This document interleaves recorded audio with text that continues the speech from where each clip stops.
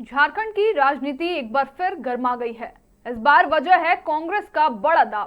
Party के वरिष्ठ नेता बंधु तिर्की ने कहा है कि भारतीय जनता पार्टी के 3 विधायक उनके संपर्क में हैं।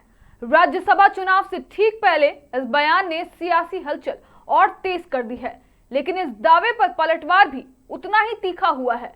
नमस्कार, आप देख रहे हैं मिरर मीडिया। मैं हूं आपके साथ चंद्र सिंह। पूर्व विधायक भानु प्रताप शाही ने कांग्रेस पर करारा हमला बोलते हुए इसे हार की हताशा करार दिया है। उन्होंने कहा कि कांग्रेस इस समय पूरी तरह बिखरी हुई है और अंदरूनी कला इतनी बढ़ चुकी है कि संगठन की हालत मजाक बनकर रह गई है। शाही ने तंज कसते हुए यहां तक कह दिया कि कांग्रेस की हालत ऐसी हो गई है कि मुर्गों की लड़ाई भी अब बंद हो गई है।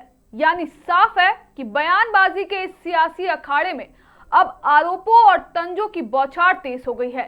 एक तरफ कांग्रेस का दावा तो दूसरी तरफ बीजेपी खेमे का पलटवार, और बीच में झारखंड की सियासत एक बार फिर हाई वोल्टेज मोड में पहुंच चुकी है। बंधु तिर्की जी बहुत गंभीर और संवेदनशील नेता के रूप में हम उनको मानते थे, लेकिन इतना हल्का बात बंधु तिर्की जी बोलेंगे, यह बात हम लोगों के विश्वास में नहीं था। हमको लगता है कि हार के हताशा में बंधु तिर्की जी हैं, कांग्रेस है, और चुनाव हारने के बाद कांग्रेस में सबसे ज्यादा किसी को सदमा लगने वाला है तो बंधु तिर्की जी को लगने वाला है, क्योंकि बहुत ऑफेंसिव खेल रहे हैं बंधु तिर्की जी। और जब क्लीन बोल्ड होंगे तो अगर किसी के आंखों में आंसू होगा तो कांग्रेस के प्रत्याशी नहीं बल्कि बंधु तिर्की के आंखों में आंसू होगा। सबको पता है कि कांग्रेस कितनी बिखरी हुई है, गठबंधन कितना बिखरा हुआ है। रोज आप झगड़ा कर रहे हैं। आपका झगड़ा देख करके झारखंड के मुर्गा का लड़ाई बंद है कि कांग्रेस का झगड़ा कैसे चल रहा है। मंत्री से विधायक उलझ रहे हैं, अध्यक्ष से विधायक उलझ रहे हैं, अध्यक्ष से मंत्री उलझ रहे हैं। तो अपनी खामी को बचाने के लिए इस तरह का वो बात को बोल रहे हैं। इनके बातों में जरा सा भी दम नहीं है। एनडीए इंटैक्ट है, एनडीए का एक एक वोट मिलेगा और विकास के नाम पर, अंतरात्मा के नाम पर बाकी लोग भी वोट करेंगे। और मुझे लगता है कि सबसे अधिक वोट अगर किसी को मिलेगा तो नाथवानी जी को। ये तो वो तो सर्वविदित चर्चा है कि बीजेपी ढोल पीट रही है, एक उनको कैंडिडेट तक नहीं मिला सब। नहीं, हम अपने आंकड़ा को देखे, फिर हम लोगों ने समर्थन किया और ऐसे व्यक्ति को समर्थन किया जिसने आईआईएम बनवाया है, जो यहाँ के विकास के लिए लगातार संघर्षशील और संवेदनशील रहा है। ऐसे व्यक्ति को हम लोगों ने समर्थन किया है। कोई नया व्यक्ति को ला करके तो हम लोगों ने थोपा नहीं है।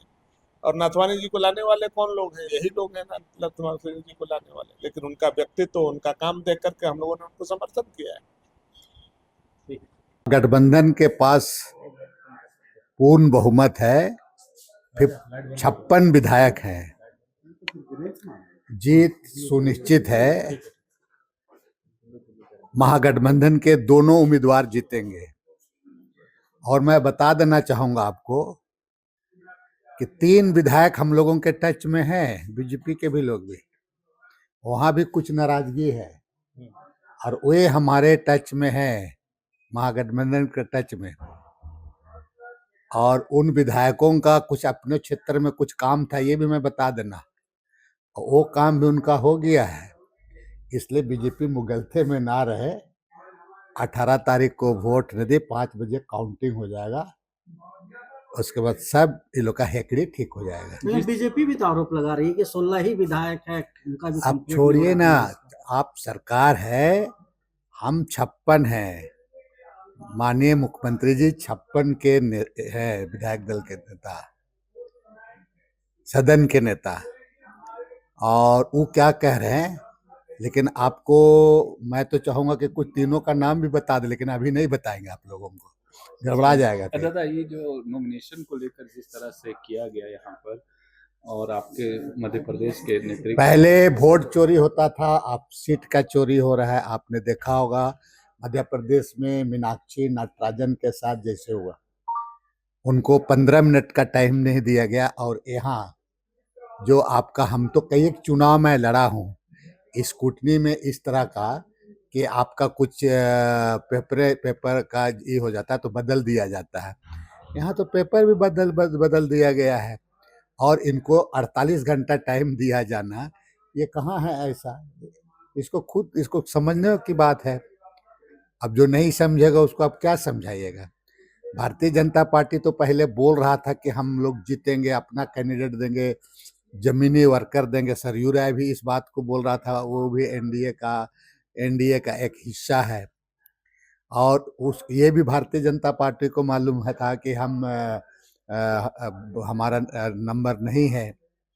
उन लोगों को ये मालूम होना चाहिए कि एक महागठबंधन की सरकार है। महागठबंधन में 56 विधायक है, 56 में 34 आपका झारखंड मुक्ति मोर्चा के, आपके 4 आपके आरजेडी के, 2 माले के, आज 16। माननीय मुख्यमंत्री जी ने 2 उम्मीदवार को अपना सहमति दिए। तो गठबंधन 56 है, तो हम लोग तो इसलिए 2 कैंडिडेट तक। इनका कहना है क्या है कि कांग्रेस भी 16 है, तो काहे खड़ा किया? अरे भाई, गठबंधन का पार्ट है। आपके पास तो नंबर था भी नहीं, और आपने एक निर्दलीय को समर्थन दे रहा है, और उसका प्रस्तावक आप भी बन रहे हैं। क्या आप बताना चाहते हैं? क्या करना चाहते हैं?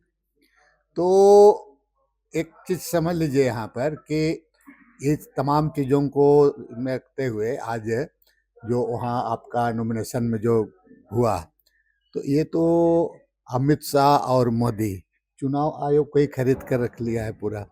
नतीजा क्या हुआ था, उसका नामांकन रद्द होना चाहिए, लेकिन रद्द नहीं हुआ। खैर छोड़िए, रद्द नहीं, चुनाव हम लोग जीतेंगे। बहुत ज्यादा इस पर, और अब तो नामांकन हो गया, वैध भी हो गया, इस पर बोलना नाम उचित नहीं बताइए है। 3 विधायक का। नहीं, नाम वो तीनों का क्यों बताएंगे? नाम आपको पता चल जाएगा ना, वो देख लीजिएगा वहाँ पर। उस दिन थोड़ी दिन तो बाद तो आपका 13 तारीख है, और 4 दिन 5 दिन इंतजार कर लीजिए, सब ठीक होगा। लेकिन मैं आपको कह रहा हूँ कि महागठबंधन बिल्कुल आश्वस्त है, और हम निश्चित रूप से दोनों सीट ये हम लोग जीतेंगे।